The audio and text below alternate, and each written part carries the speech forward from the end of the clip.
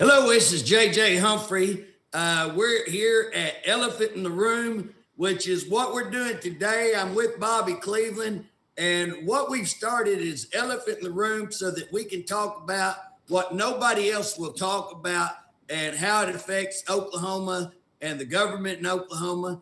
And so one of the hottest topics right now, we got a huge topic today that we want to talk about, which is the Oklahoma Turnpike Authority. We got some guys with us that won a huge victory over the Turnpike Authority, and so we're going to let them tell us what's going on with that. Bobby, would you like to introduce our guest and tell a little bit about what's happened? I will. Well, our guest today is Stan Ward, attorney in Norman. He's known as a people's attorney. Back in 1992, he had initiated a petition because he was tired of the taxes being raised, and they started a petition. He only had, I think his group only had like $200,000. They was fighting people with $1 million. They said they'd never win. Long story short, that's how 640 came about. And now we have to have 75% of the House and the Senate to approve any kind of a tax rate. So that's one of the things that Stan did. He's for the people. He's worked for the people, and he's worked again for the people here on the tax commission. His partner is Richard LeBroth is sitting there, and then Alexi. I never can pronounce Alexi's name, but it's Tarasov. It's okay. So, but anyway, Stan, if you guys want to get started on how this whole thing started, just start from the beginning. The way it started was on February the 23rd of this year. We woke up, went out to get our daily Oklahoman, and there was a lead article in the paper about the Turnpike Authority putting in a new turnpike that would connect the existing Kickapoo Turnpike 29 miles to the southwest to the city of Purcell, which would basically be through the heart of Cleveland County. And it affected over 600 property owners who were all very surprised, shocked, and chagrined about this particular project because we knew nothing about it.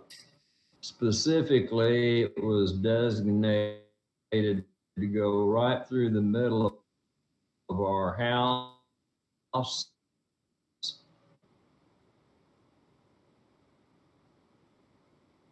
That would have taken our house and barns had it been successful.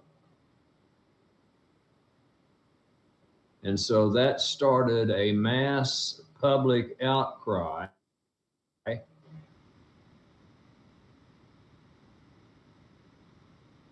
that outcry resulted in us filing a lawsuit on May 18 of this year to determine whether the Turnpike Authority had complied with the provisions act the legislature passed to govern citizens have an agenda that apprises the public of the business to be conducted and is supposed to apprise them in a manner that a person of ordinary education and intelligence can read that agenda and know specifically the business to be transacted. It was our position that there were multiple violations of the Open Meeting Act for the meetings that were held in January and February by the Oklahoma Turnpike Authority. So that started this litigation that just was concluded last Thursday by the court's ruling indicating that there had been willful violations of the Open Meeting Act, which causes any action to be taken in willful violation of the act to be deemed invalid. So what we have done is we were told once again we had no opportunity or shot legitimately to basically change this outcome. We didn't take no for an answer. We put on our thinking caps and went to work. And it's like anything else. Sometimes hard work and a little luck will cause you to be David who can slay the Goliath of your life. Hey, Stan. You know, on the Open Meetings Act, we know that there's never been anybody tried that's violated the Open Meetings Act. I don't think we have a DA out there that's got enough guts to do anything about the Open Meetings Act. But what's the punishment that you won? What happened? Well, there are several punishments in terms of the invalidity of the actions taken. They have to do a start over because it's all invalid, but there's also criminal penalties.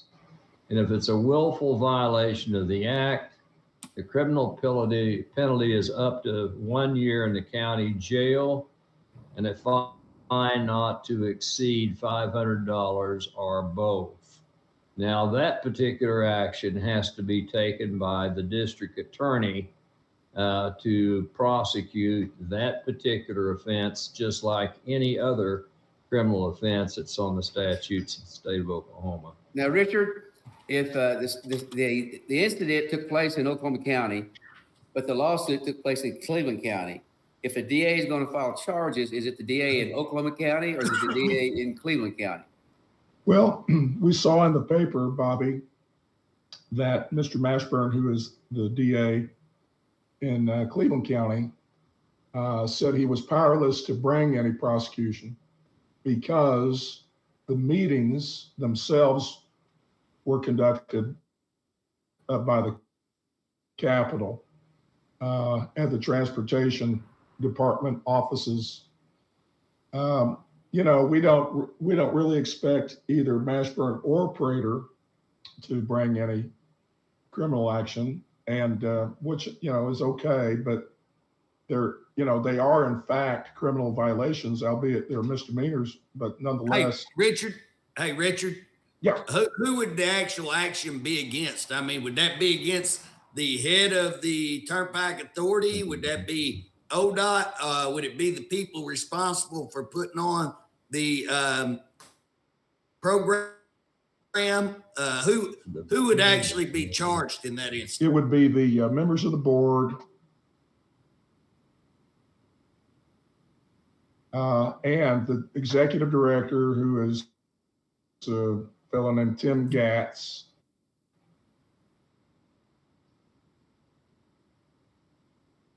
Who wears 3 hats. He's Secretary of Transportation, Executive Director of ODOT. Are quite blurry between those different government divisions. But he would be named if there was a DA that was willing to bring charges, as would his chief deputy director, a fellow named Joe E. Kelly. I would like to say one thing while I've got the mic. You know, we are conservatives, but we're for the little guys, you know, and really the Republican Party is now the party of the little guys. Maybe historically that was true of the Democrats, but it certainly is not true today. Seems like the Democrats are all aligned with big corporations and big government.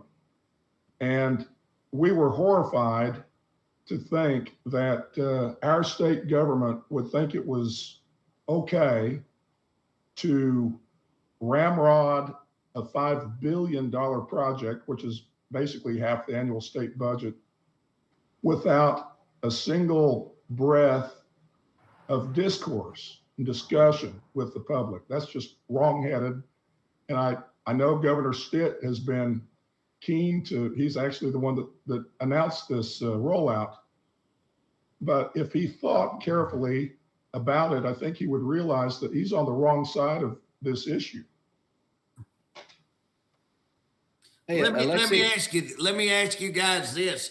What does this mean? I mean, when you say it invalidates, so does that mean a start over? What about the houses? What about the property that's already bought? What happens here? Do they have to start and have another hearing? Would they have to announce correctly and go from there? Kind of explain to our listeners what recourse is going to happen at this juncture. Alexi, why don't you take that?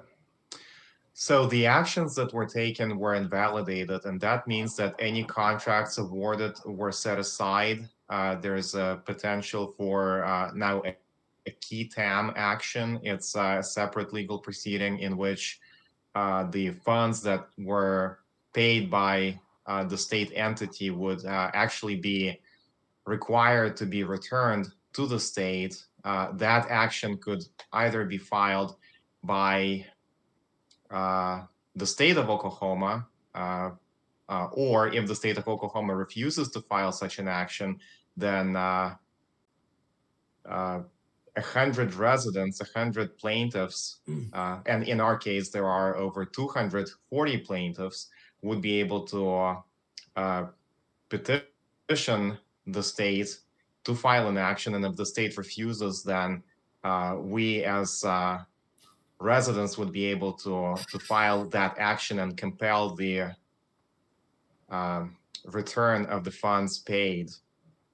In terms of the actions on Access Oklahoma, those, according to this ruling, those would have to stop in their entirety.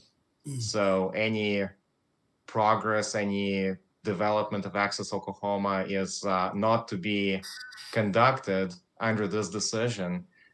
As far as any property that has been sold up to this point,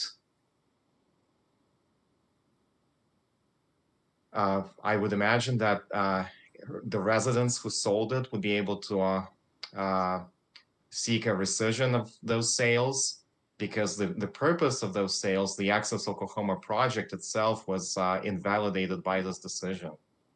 So for a slow country boy, basically they got to completely start over, or y'all can sue their heinies, right? They're at square zero. They're not even at square one. They're at square zero. Yeah. And they've awarded nearly $70 million in contracts, and those funds, they have to be paid back to the state. Hey, Alexei, what's the debt that the Turnpike Authority has with the state of Oklahoma?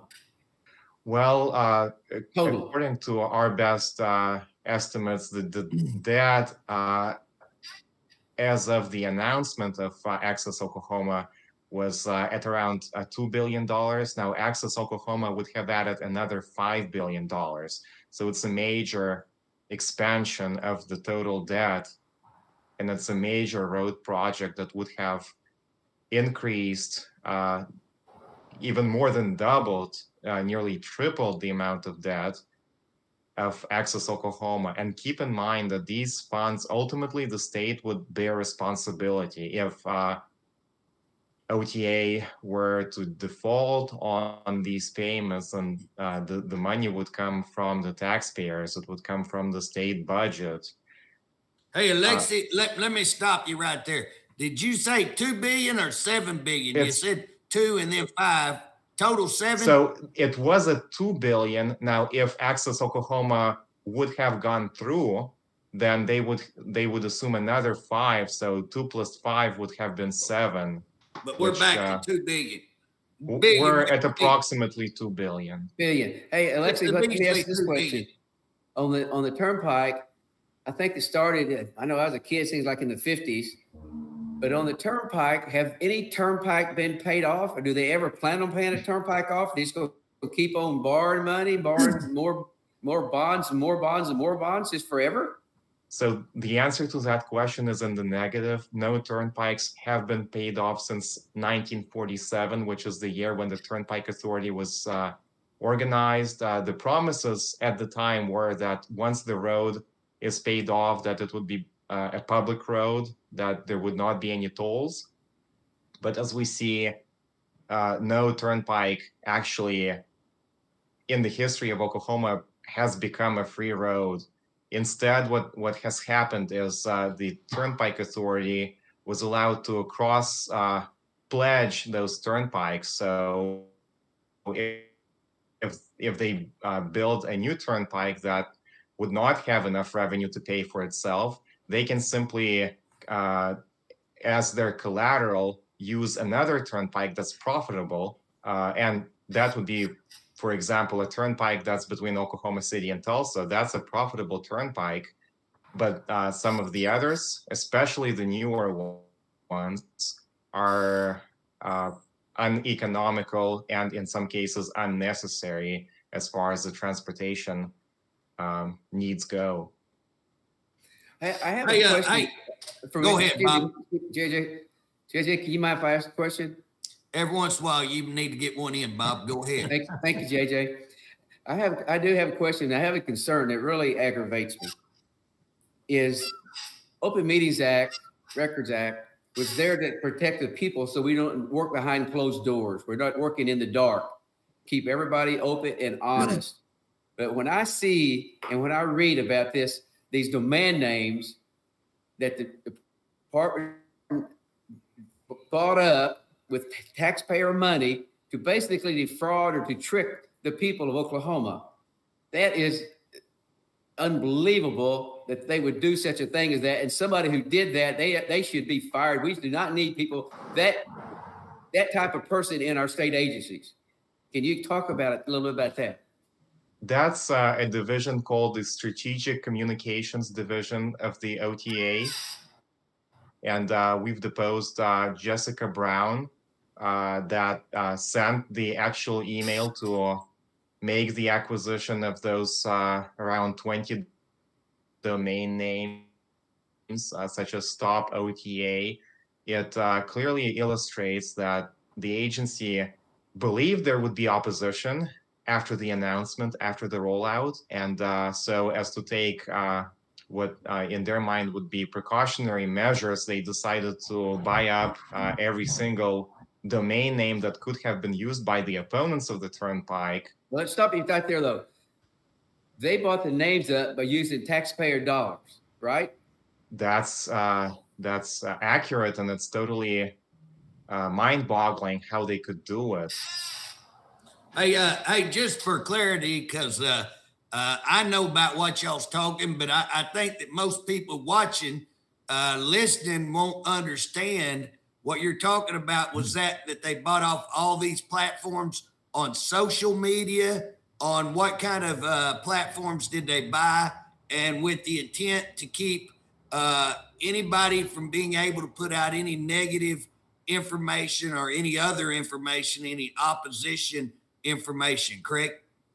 So these were website names, URL names, like what you would type in your web browser, things like Stop OTA and various variations and permutations of those words. So they basically come up with anything that possibly had OTA, Oklahoma Turnpike Authority, any variation of those names. They went out and bought out. You know how many they bought? Around 20. Okay. So they did that, what appears to be in an effort to stop anybody from being able to get that information out, correct? Let's let Richard get in here with this. Richard, what's your thought? Well, that's right. The importance of that whole thing was it demonstrated that this agency thought it was perfectly fine to use state taxpayer dollars to buy up each and every possible domain name that they could think of, whereby individual citizens might hope to get together and muster opposition to oppose this thing. And that was completely inappropriate, but fortunately we were able to discover it. And I think it was a factor in Judge Olson's thinking. We believe it certainly demonstrated their willfulness.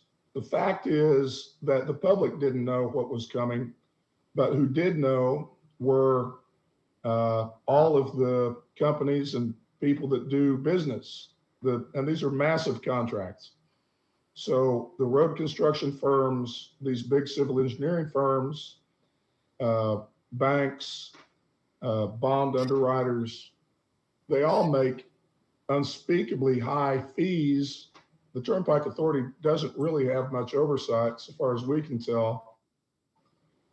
And we believe they have a rich history of overpaying for everything. And so all of their business cronies knew it was coming, but the people whose homes and farms were going to get taken away, none of them knew.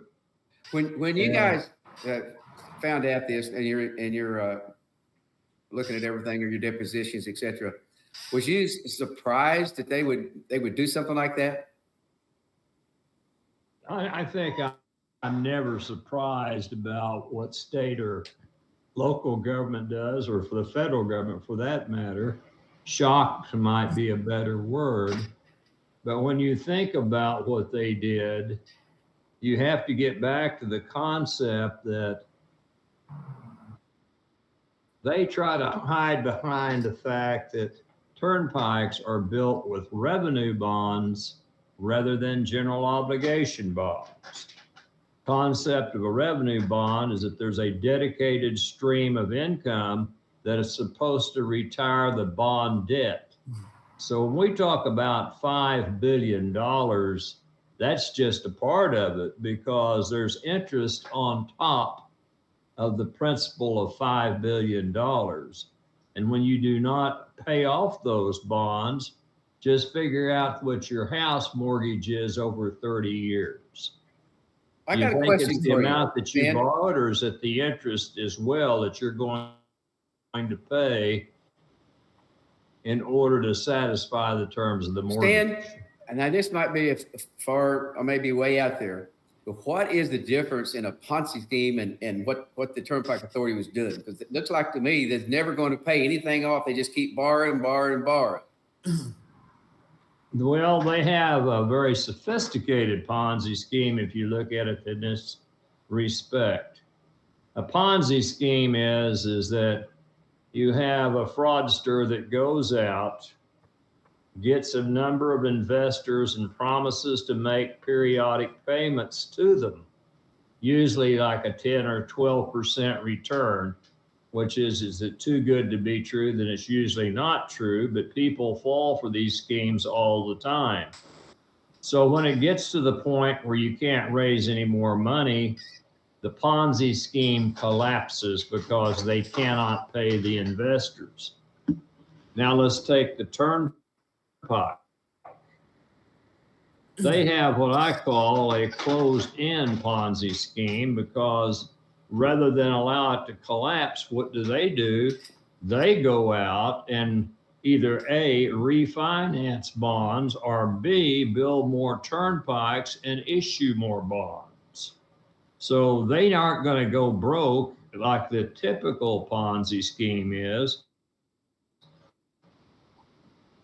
They're going to continue to have a source. And right now, Oklahoma has more toll roads than any state in the union per capita. We had 12 turnpikes, give or take. Depends on how you want to count them. And like Richard said earlier, unfortunately, very few of them are self-liquidating, but they're all cross-collateralizing the bonded indebtedness. Another thing to be brought up is the Wall Street boys are now very nervous. They said that they are not going to issue any bonds until such time as these two lawsuits, the Pikeoff lawsuit to the OTA. Well, we know that last Thursday, that dream went up in smoke because our suit was resolved in our favor, and not is our case was all about process. The other case was all about substance, and which sometimes you get the idea that process cases are easier. I don't think ours was easiness, and when did they know it? And we did that. And it wasn't easy because they tried to block us at every turn. They filed a motion every week trying to keep us from being able to conduct discovery. And we were constantly having to jump over those barrels to finally get to the point that we could show willfulness and knowledge. The other case really gets into the Enabling Act and whether these were ever actually legislatively authorized, which is a requirement for any new turnpike. It has to have been pre-OTA. The Turnpike Authority has a very tortured way of looking at this. It's almost like the JFK magic bullet theory in order to establish statutes that go back to the Bellman administration. And we feel like the Pike off bunch should win. I don't know if that case has been rendered moot by virtue of our win. I think it's a pretty important question for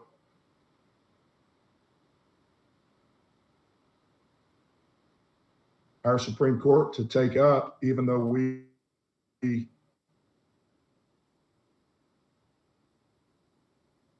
won our case, which knocks their $5 billion bond program in the ditch. We still think there's important work for the Supreme Court to do. And, you know, JJ, as you know, we're talking to a lot of your colleagues because it's pretty evident That's that the question, hardly. But anyways, what is there anything that y'all see? Now we talked about possible illegal, or that it is illegal to violate the Open Meetings Act, but we're going to have a hard time to get any DA to prosecute that. And then there's a question on who would actually be responsible, Cleveland County or Oklahoma County. Sounds to me like if it occurred in Oklahoma County, it's pretty simple that it would be Oklahoma County, I would think, what I know. But the question that I have, are there any other things that, are these guys doing anything illegal? Are they doing anything corrupt? Is buying up all of that, those platforms, is that corrupt? And how much money did they use to buy that? I mean, kind of answer some of those questions. Where's the corruption? Where's the possible charges? How much have they spent? Those kind of things. Well, JJ, first off, the domains only cost a little under $500. It's not the amount. It is very much the principle of the thing. This woman that heads up the so-called Strategic Communications Department, can you imagine this state agency has six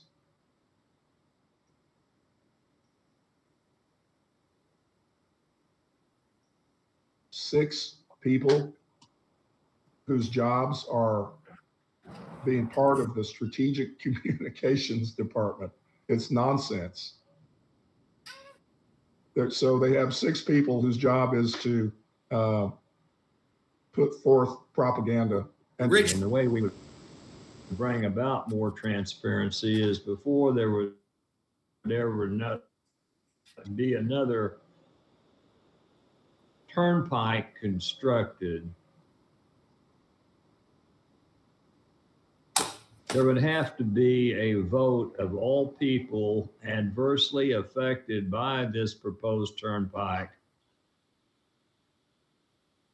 within a 1 mile radius of the turnpike.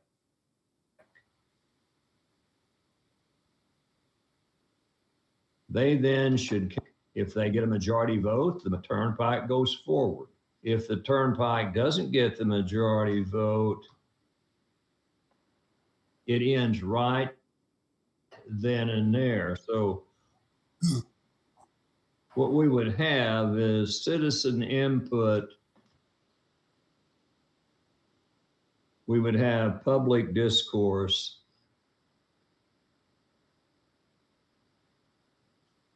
We would have people who are able to exercise First Amendment rights of speech and expression. They say it's done to run away. And so what they had hoped is that the horse would run away. So that's our primary solution to adopting an approach where there's more transparency,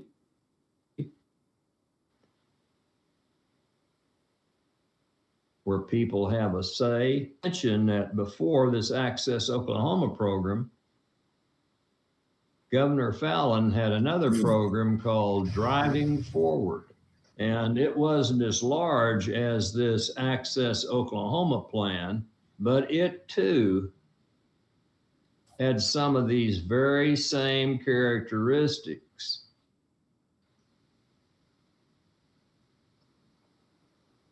The present governor decided to make it bigger and better, and we think to have his stamp on highway infrastructure of roads and bridges and highways. That he was willing to do this, and it was he who made it very clear that we, the public, were not supposed to know about this until he rolled it out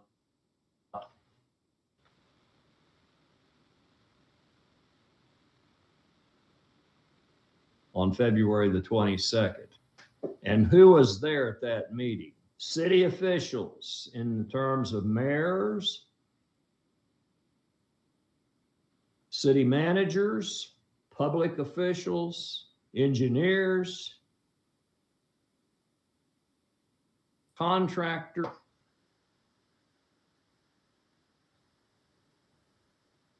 There was a press release that was issued at 11 o'clock on February the 22nd. It was released before the governor's what he had already said. So we have, I guess, a clairvoyant staff up there. They knew exactly what the governor was going to say.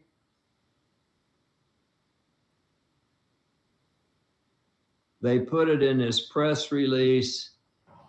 They went live with their website. And then they allowed the public to have knowledge of what was taking place with reference to turnpikes. They had it all backwards. When you're spending that kind of public money, there has to be public confidence and trust. And so we've got an agency, the Oklahoma Turnpike Authority, that has very poor oversight, because guess who didn't know about the Access Oklahoma program? More about it than anyone, the 6 members of the board of directors. Not a one of them knew about it, apparently. The chairman. Not a one of the board members were aware of it? They weren't. We're not aware of it. The chairman, the vice chairman, and the woman who is also board member and head of the finance committee, none of them knew a darn thing about it until Governor Stitt announced it.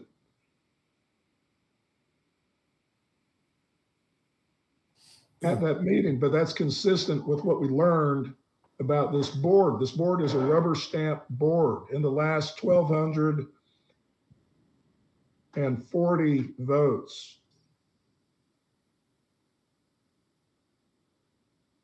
only 3 have had a dissent. And those ever the director, executive director, and deputy director put before them,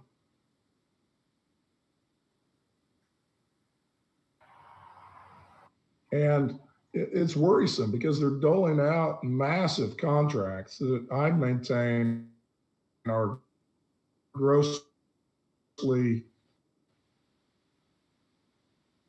inflated to make nice with their pals. You know, they use these same firms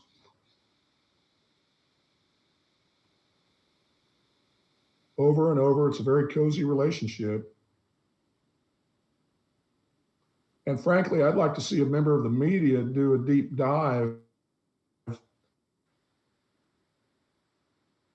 to see if it can be established whether and to what extent there's a correlation between whoever's making the biggest donations to the governor and the folks that serve on this board. These are powerful lobbies. The road construction firms, the giant engineering firms, the bond underwriters, the bank want these giant contracts. Yes, JJ, we've been working hard to try to craft possible language that the legislature might consider to put in a bill to try to rectify some of these problems. But we're not naive. We know it's going to be a battle because these special interest outfits, they have all got lobbyists. And in fact, the Turnpike Authority has its own lobbyist. And I wasn't aware that state agencies even had lobbyists. I guess I've been fairly naive up to now. Well, I don't think they call them like that. So A rose by any other name is but a rose. Hey, Alexei, could you kind of walk us through each one of the points that the judge wrote out in favor of you guys? Well, there's a lot of points that, you know, sometimes as a lawyer, what you learn is to follow what is known as the KISS theory, keep it simple, stupid.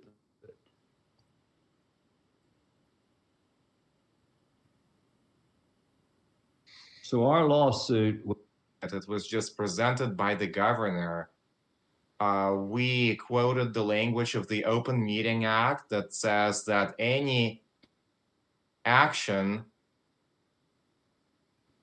done in violation necessarily would include not only those actions that were voted upon, not only those action items, but also announcements. And obviously, the judge read the language of the Open Meeting Act and sided with us on that very critical, the 70 million entirety. I'd like just to put this in perspective. They let $70 million of contracts before we even knew that there was an Access Oklahoma program. Now, like, it's going to be pretty serious change. So you're saying that they had it already going, it was up and running before people even knew anything about it? Precisely. Now, how could they do that? How could they do it? Yeah. Power corrupts, and absolute power corrupts absolutely. And when you don't have any official in the state to perpetuate this scheme, it's pretty easy. Go ahead, JJ. Well, let me ask y'all a question. Do we feel like that there needs to be a turnpike? I mean, what's the people in that area do they feel like I'm bypassing Oklahoma City? Is that not correct? That's correct. Now, you're an old farm boy, aren't you, JJ? I've been accused of having a pretty. Okay, well, I'm going to answer it this way. Having another turnpike in that area is about like having a whistle on a plow. You can put a whistle on a plow, but it's not going to serve many functions. Got to train the horse to stop. when you blow that missile. Hey, Lexi, can you give us your opinion when you first heard about this? You was brought in on it. What kind of a chance did you think you had of actually winning? Well, it definitely was an uphill battle. The OTA contended that the subject matter of the actual business that they took up was exactly as it was stated in their agenda. For example, the PO contract that was given in January, it was listed on the agenda as SP 65. And so the OTA argued, well, that's exactly what we considered, and that's exactly what we approved, SP 65. So there is no violation there. Well, but if you think about it, how many people would actually understand what SP 65 is? Right. When we filed this lawsuit, we had no idea what it would entail. And actually, it stands for Special Project 65. But who again would know what Special Project 65 is?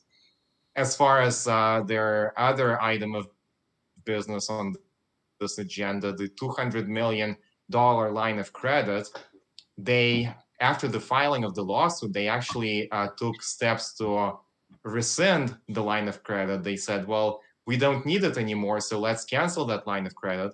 And they argued in court that because they canceled the line of credit, that this is not a reviewable question for the court. Well, but the violation already took place. So we had to argue around all of those points of law and facts. And it definitely was an uphill battle for us. We were not certain until the very last moment when the decision came out. It was around 4 o'clock on Thursday. We were not certain. In fact, we were actually working on a pretrial order at that very time, and we had to drop it. And we just could not believe that the decision fully disposed of all claims in the case, and that we won on every single issue. Let me ask you. This is a question for you. Bills have got to be in by next week, next couple of weeks. So do you have any idea on some possibility of a bill to offer? Because we certainly need some oversight here.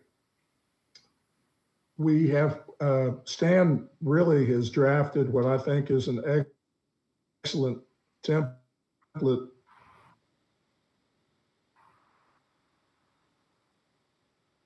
to start with. It needs a little fine tuning probably, but yeah, we need to certainly share that and let you look at it, see what you think, JJ. And hopefully get. Well, what we need to do, guys, is we need to get something in just as an ideal to save that bill position right there. So I'll try to get something in tomorrow and see if we I can get that and meet that deadline to get that in so that we have a position saved, and then we knowingly, willfully, intentionally, and maliciously violating the law. So here's the deal. I think a lot of times in these positions and in these boards and even in government, a lot people have got used to just violating the laws and just doing it. You know, they're not really aware. They don't really think that they're doing anything criminally. They just are used to do it. And nobody's ever called them on it. Nobody actually enforces these things. And so they just get used to doing it year after year after year. Do you feel like if you go to law school, you can charge money by saying mens rea, and that is the same thing that you've described, but it's a Latin term that lawyers like to use, where these crimes have an evil intent to them. So, you know, you're right on target, but, you know, in law enforcement, they don't have to go to law school, so they don't get to charge as much money for saying those kind of words. Yeah, you can tell I'm poor. I'm poor, Stan. If I spell it with 4 O's. But basically, do you think that's the case here, or do you think that there was more actual intent? They knew what they were doing. They actually covered up.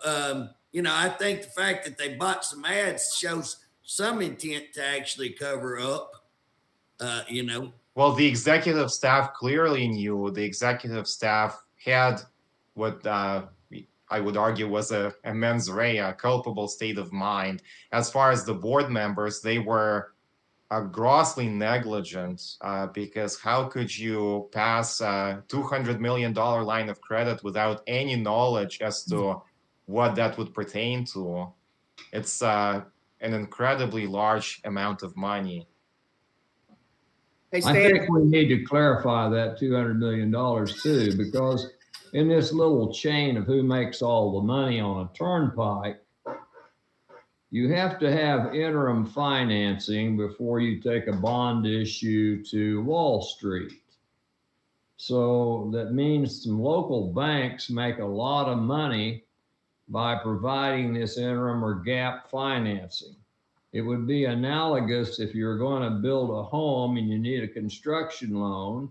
You go to the bank and get a construction loan, and when you get the house built, then you need a permanent takeout loan. So in our analogy here, the local banks are the construction loan lenders. Wall Street is the permanent finance lender. So they pass the money back and forth between all of these bankers, these bond consultants, these bond lawyers, these people that prepare these big fancy documents called trust indentures. And then once you take the bonds to Wall Street, they get discounted. So you don't get 100% of your money. You get what's left after they take out all the fees and costs, and usually the first payment or two. So you get a lesser amount than you go to Wall Street to get. And I don't think the public has any appreciation for that because, quite frankly, not many people are involved in the bond business. Most people don't know the difference between a general obligation or a revenue bond, but they vote on them in every election. When these school superintendents want more money, they go out and pass bond issues. But people don't understand that there's a heavy price to pay when any bond is issued. It doesn't come for free. There's a big price tag on it. So the legislature allegedly has not conducted a thorough audit of the Oklahoma Turnpike Authority in years. It needs to do that very thing. It needs to do an expose as to who's making all the money from the turnpike projects. So at least the public knows who it is, why it is, and what it is. So that would be right the now, auditor. what's happening, excuse me, what happened right now with the lawsuit, is it over with, or is there still a second thing that's possibility down the road? Well, they could still file an appeal. We haven't entered what's known as the formal judgment yet. Once that's entered, it should be entered this week. Once that formal judgment is entered, they have 30 days in which to determine whether they're going to file a petition in error with the Oklahoma Supreme Court. Hey, We don't Stan, know you whether they'll talking do that about or while not. ago auditing, would that be the state auditor that would audit that? Yes. Yes. Listen, to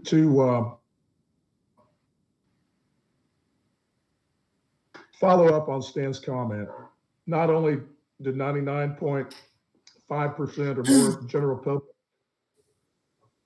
not know the difference between a general obligation bond and a revenue bond, I guess everyone can take comfort in the fact that none of the board members could say what the difference was either when they had their depositions. Well, let me So, just so the people know that, this Richard, board is like Ted Mack's original amateur hour. Richard, how don't you go through a revenue bond and general obligation bond? Speak on that so everybody fully gets it. Well, a revenue bond has a dedicated stream of income to retire the bond debt. Take, for example, an OU stadium revenue bond. Ticket sales, concession income, those kinds of things are a stream of revenue that are pledged to retire the bonded indebtedness. A general obligation bond is satisfied out of appropriated dollars that the legislature must appropriate, or whatever body it is it's going to make that money available. Okay, but you made a statement there that the bond to get paid off is what you call, the difference is you're going to pay that bond off, but this bonds never get paid off. Well, what I'm saying, that's the theory of it. Both of them are supposed to be paid off, but we haven't ever had a turnpike that's paid it off because they got into this concept of cross collateralization. These guys on Wall Street are not dummies. They want adequate security. So let's suppose there's a default on the payment of the bonds because the revenue is not enough to make the payments. What happens? Unless the state of Oklahoma steps forward with general appropriated dollars and does a bailout, the bondholders all over the country that own those bonds would have the right to come in and operate those turnpikes and collect the revenue. But now let me ask you something, Stan. Here's the deal that I understand, and kind of what in my conversation, this ain't the first conversation me and you've had about all this. You've educated me a lot over the last 6-7 months. But we could pay a lot of those turnpikes off. We just go back and refinance a new turnpike, correct? When we get down to. Well, we could, but the boys on Wall Street probably wouldn't want you to do that because they want the good turnpikes that generate a profit to be collateral for this Kickapoo Turnpike or the new turnpike down in southern Oklahoma, a 2-lane per turnpike. You know, it's the turnpike to nowhere. Hey, easy, Stan. Now, there ain't no use to get personal. So, hey, we got just a few minutes left. We got I think, Bob, I think I got a little message. We got a lot of people tuning in, and if we want to go just a little bit longer, it's okay. That I just got told that. You did get told that? Yep. So we've got. Is that Carla or who told you? Your wife or what? Moto told me. Oh. I got a birdie told me. So yeah, people are interested. Go because we got so much more to cover. Yeah, guys, people are interested in this. They want to know. Hey, on your bill that you're talking about, though, if you give a vote to the people on everything, there's things that are for the betterment of the whole, and not just one or two people living right there. Under that, could you ever get a highway built? Could you get a high line built? Could you build a lake? Or if you're going to use that principle, are you going to be able to progress? If it's truly needed, build it and they will come, as they say on that movie about the baseball field of dreams. But here's what the problem is. The public was designed to be the legislature in Oklahoma. If you go back and read the 1906 Constitutional Convention, the primary author of the Constitution was William Alfalfa Bill Murray. He was a brilliant lawyer. He wrote most of the Constitution. He said the following: the legislative power shall be vested in the people. Only that power expressly delegated to a legislative body belongs to the legislative body. All the rest of the legislative power shall be exercised by we the people using two things: the referendum and the initiative processes. So, over the years, the legislature has been privy to a meltdown of those rights. They've made it more difficult to pass initiative petitions. And in order to get a referendum out, you know what has to happen. You got to get the votes. You got to go through a real process so that you can avoid spending $2 or $3 million to conduct an initiative campaign. So we know what the hurdles are. We know what the obstacles ahead are. But we also know that it's very, very important that we honor the 5th and 14th Amendments to the United States Constitution and Article 2, Section 7 of the Oklahoma Constitution. No person's right to life, liberty, or property will be taken or deprived without due process of law. What was missing here was due process. Substantive due process says you must give a person notice, an opportunity to be heard, and to be heard by a fair and impartial hearing body. We didn't get notice. We didn't get an opportunity to be heard, but they damn sure wanted to take our property. So those are the kinds of things that have to stop. We have to put a brake on it. And we have to say to these people that we elect, if you don't know these things, let us send you to about a 6-week course so maybe that you can learn just a little bit of constitutional law and what the laws of the state of Oklahoma are before you get out there and start trying to be a legislator or an executive officer of this state. Now, is that a great commendation for your training, JJ? You know, I would say that there's a lot more training that ought to be, Stan. It's really sad when you take somebody like me, and Bob's been up there as well, can tell you this. They bring in somebody like me, and hey, I got a lot of experience. I'd say I'm an expert in corrections. I'd say I'm a pretty good expert in criminal justice. But you get me past that, do I know anything about hospitals, turnpikes, bonds, environmental issues, mental health issues, all of those kind of things, hospital issues. And it is a fast learning curve. And, some of us got quite a bit of history dealing with school stuff, dealing with Open Meetings Act and all that. So, but a lot of those people who come up there have never, if you've been in private business and you haven't been in court much, guess what? You're not going to know any of these things. And you're just going to do, and that's what people say, oh, we need these private business. I think we do need some more business-minded people. But you also have to remember you serve we the people. The government is the people, and it's for the people, by the people. And so you have to serve them. And so what you're saying is I 100% agree. You got to notify the people. You got to let the people know that it's going to most profoundly affect. And then you got to have these conversations openly and transparently to get at the right verdict and get the right answer for the community that's going to be most impacted. So,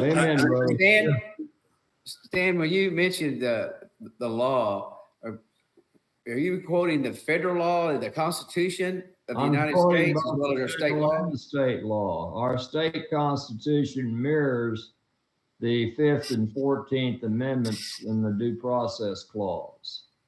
So we have the same thing, but it's contained in Article 2, Section 7 of the Oklahoma Constitution. You guys are fully aware that there's been a severe erosion in private property rights in America over these past few years. Right. And we've seen it evidenced or manifested in any number of ways, from all these smash and grabs that we see in all our blue big cities. No one cares. No one cares. Now there's a big effort to redistribute wealth in America. And, we're counting on our Republican representatives to hold the line and say, no, you can't cavalierly take folks' private property. I mean, if you can make a case for it and this thing is really necessary, well, make your case, but don't cram it down without a whit of discussion, which is, of course, what happened here. We see these bureaucrats that just get enamored with their power, and they come to regard these things as just a great game. They just want to win the game. They forget that they're supposed to be in the service of we the people.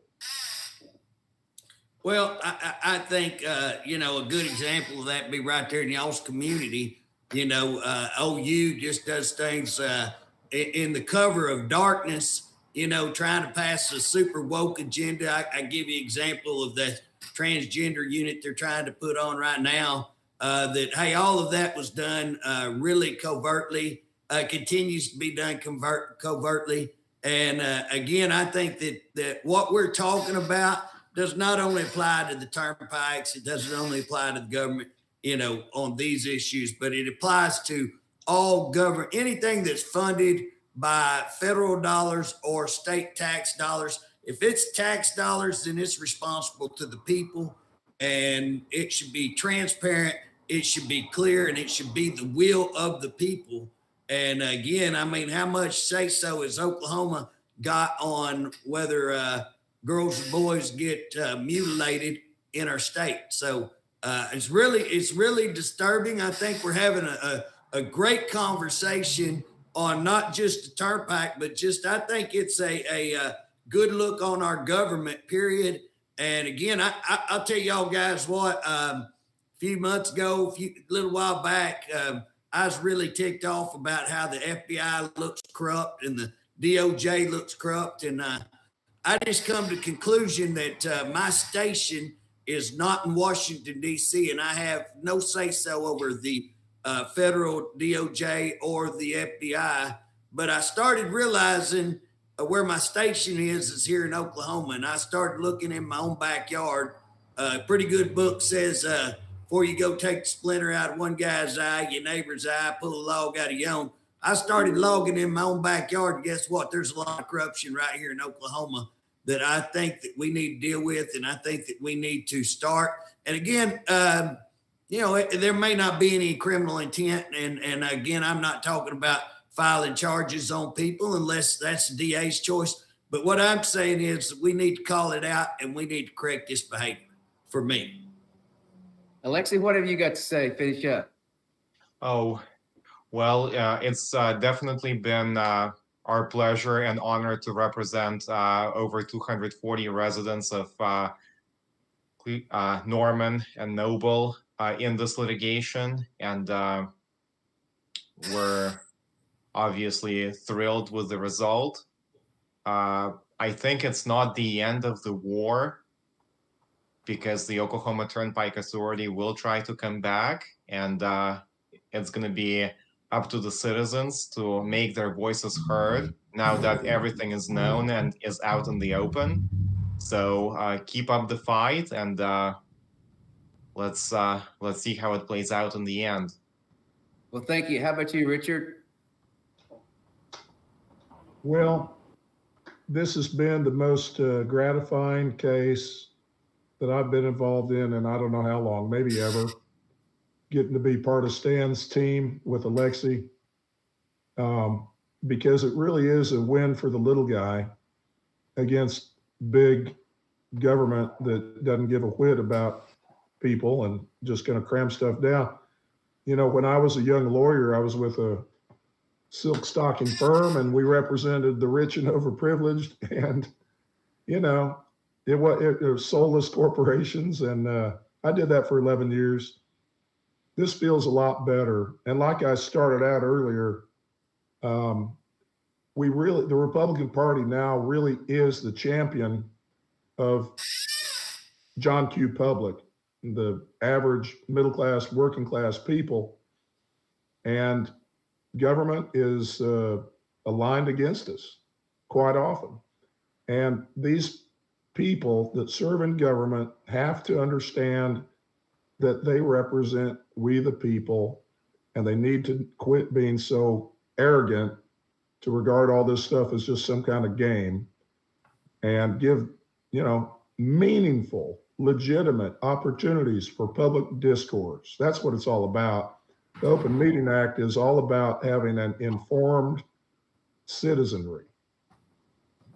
Well, Stan, I know we can go back to 1992 when you took it on yourself, stopped raising the taxes, and you won that referendum 640, and you worked for the people. You got a kind heart. You've done this for the people. This is the second time now. I guess it's been, 30 years, and you're out for the people again. And I just want to say we appreciate you so much, that what you've done for Oklahoma and for the little people. Well, they say old lawyers never die. They just lose their appeal. And hopefully we haven't lost it all yet, and that there's a room every once in a while for an old octogenarian lawyer to put on his spurs and write them when they need to be written. Well, thank you, guys. JJ, you want to wrap it up? Yeah, I do. Guys, you handed out a good old fashioned Oklahoma ass whipping right off here to the bat. But I tell you that when I used to play ball, they'd always tell you when you score, get back on defense real quick, because you don't want to break that arm patting yourself on the back. I think, and y'all deserve a good pat. We'll pat you, but y'all better get back on defense. I think that we'll see something coming. I'll go ahead and throw a bill on for tomorrow, and we'll get a shell bill that'll kind of give us an opening to put some language. We may have. I'm overwhelmed right now on bills, so we may have to find somebody to put that in. But we'll work on all that. We'll work together. Let you listeners know we're all working together to try to make sure that something gets done. I do want to point out there was one, correct me if I'm wrong, there was one guy that voted no on that board, right? No, there wasn't. I thought one of the board members. So Mr. Cohn was not present for one of the meetings. Okay. But everybody voted in favor. Of those who were present, everybody voted in favor. All right. Well, that's what they do 99.99% of the time. Yeah, I've been on I've been on them boards, and most of the time, like you say, it's a rubber stamp. And I was on one time that the feds come in, and we were just told a bunch of lies and was able to prove that. So we were okay, but the people in charge of it got a little problem, ended up having to do a little time and stuff. So it's not the first rodeo that we've been to. Sure won't be the last, so I want to tell you guys, you've done a heck of a great job, great start, and we'll work on some legislation. The people of your area, that Cleveland County, ought to be proud to have people represent them like you guys. And I'm a quarter citizen. I'm down there about a quarter time of the year. So I'll work with you guys all I can to do the right thing. And that's what we want to do, is to do the right thing and represent the people. So appreciate everybody. Bob, back to you. You close us out and we'll get out. I'll close it out here, but I can tell you this. I was absolutely shocked a few months ago when I got out in eastern Oklahoma, or eastern Cleveland County, in Oklahoma and more. When I seen all these turnpike signs, I was shocked at how many people had signs up all throughout. I wasn't really aware of it. It brought it home. Bob, they got almost as many signs as they have fighting chickens out there, Just about. But Well, we appreciate Hey, I appreciate everybody tuning in today. If you got any questions, you're welcome to contact myself or JJ or even Stan, and we can get back to you with the answers. And we know we got a job coming up. We got to keep it up. And you said it right, JJ. We got to be defense. We got to be ready, be on our feet. Yep. I appreciate everybody tuning in, and we'll see you guys next time. Thank you guys. God bless everybody. Thank you.